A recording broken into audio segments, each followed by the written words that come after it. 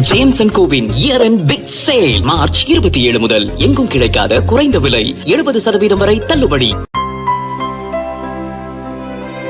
இனிமே கண்ணை மூடிட்டு கடலை எண்ணெய் வாங்கலாம்.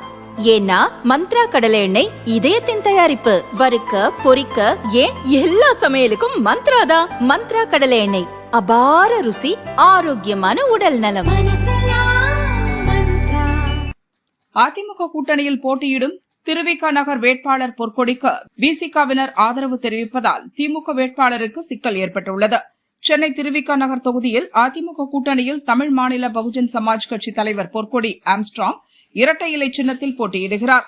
அவருக்கு விசிக தலைவர் திருமாவளவன் வாழ்த்து தெரிவித்தார். திரைப்பட இயக்குநர் ரஞ்சித் வெளிப்படையாக ஆதரவு தெரிவித்துள்ளார்.